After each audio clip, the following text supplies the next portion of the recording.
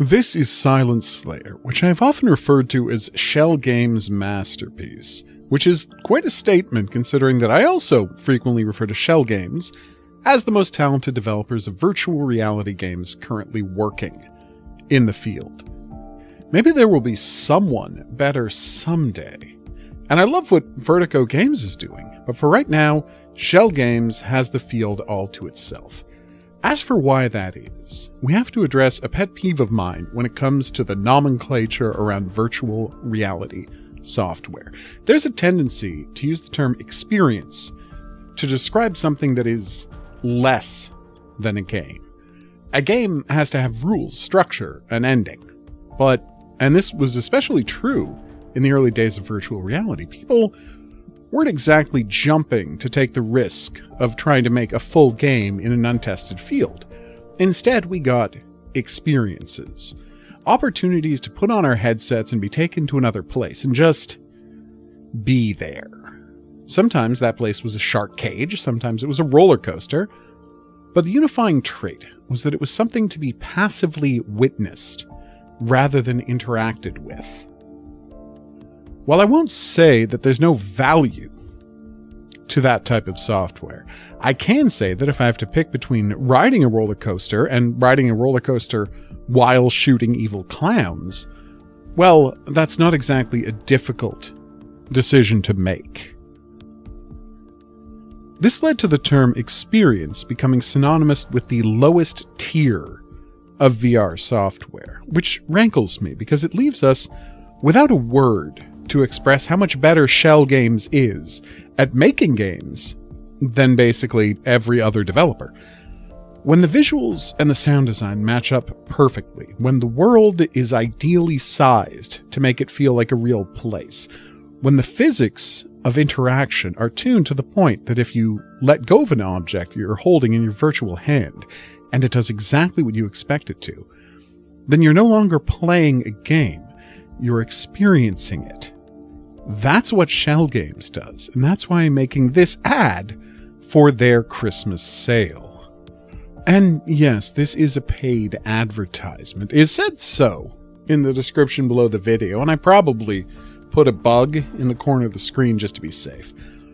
But it's kind of a weird ad because I'm being paid to simply state opinions I've offered countless times in the past. So, what is it about Silent Slayer that makes it so special, worth being called the absolute peak of VR game design? Well, in this case, it's all about that sense of place I was talking about earlier. You can take a look at the world and say, well, that's a lot of flat shading. Where's the detailed textures? Where's the lighting effects? How am I supposed to get lost in such an unrealistic world? The answer, of course, is consistency. Something that Schell Games brings to all of its VR titles. They're not attempting realism, and they fundamentally don't need to. Just spend 10 minutes lurking around the game's crypts and dungeons, and you'll feel so utterly at home in them that the artistic style will fade into the background, and Castle Czar will feel like its own reality. One filled with spiders and bats, and yes, bloodthirsty vampires.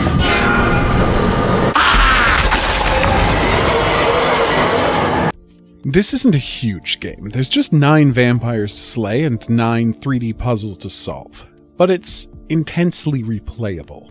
I've personally gone through the whole thing 5 times.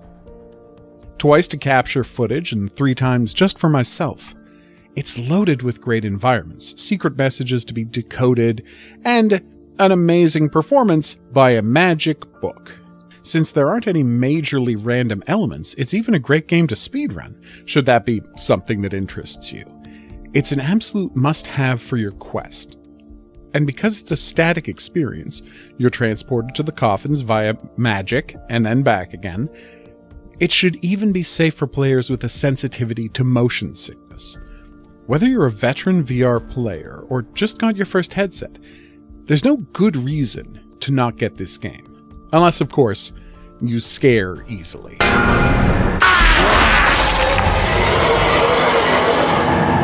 Silent Slayer isn't the only Schell game worth getting, of course, and since they're all on sale right now, let's take a look at their essential titles, which is most to all of them.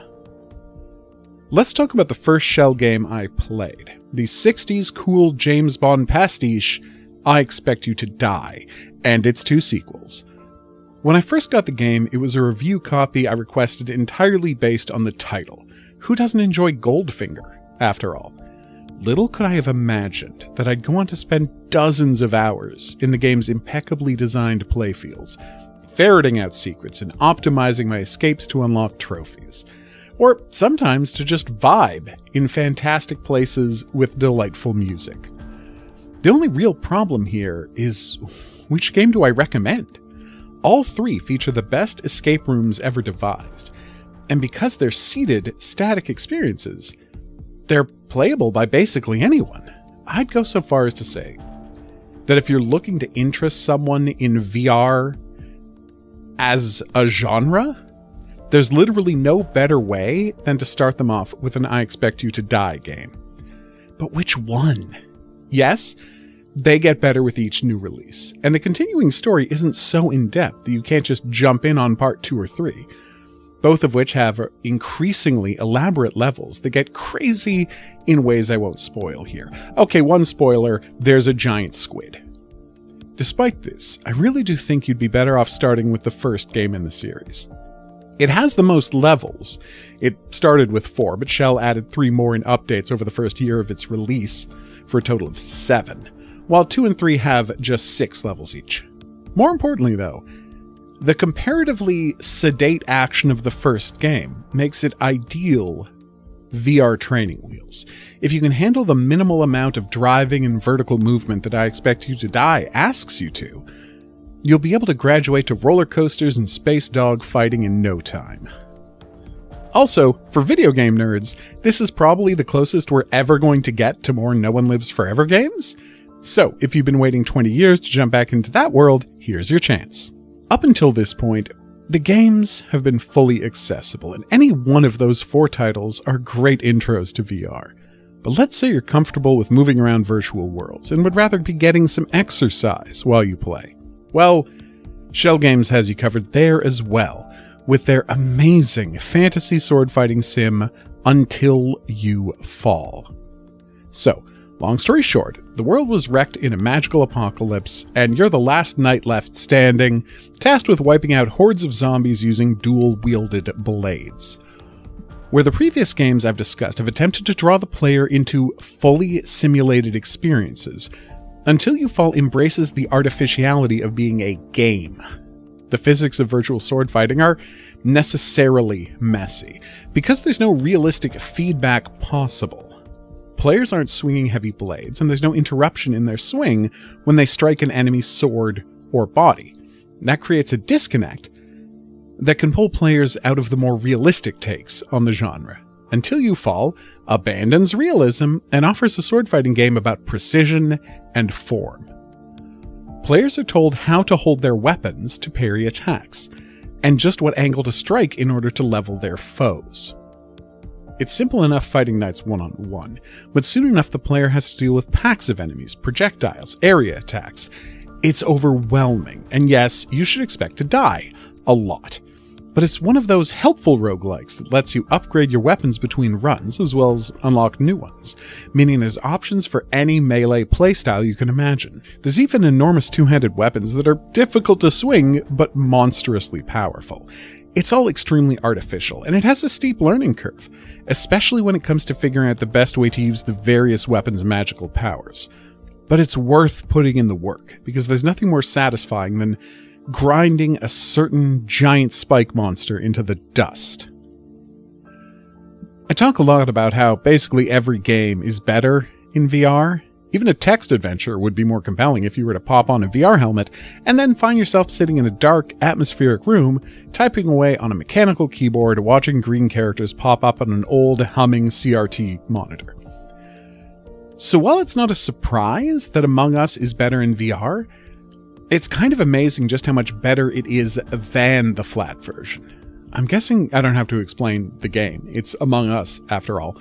But wow, did Schell Games do right by this in VR. The menus were great for sabotaging tech. Everyone by default must have a microphone, so arguments around who to toss out the airlock or into the lava are extra dramatic. The real draw here, though, is just how tense it is in VR. Played on a monitor, Among Us is a cute, silly experience. In VR, it's a nail-biting affair, with players forced to constantly look over their shoulders, lest the killer sneak up on them, or lest there be a witness if they are the killer. The fog of war in the flat version of Among Us works well enough, but being placed inside the maps turns relatively basic structures into treacherous mazes that hide potential threats around every turn. Among Us is fun.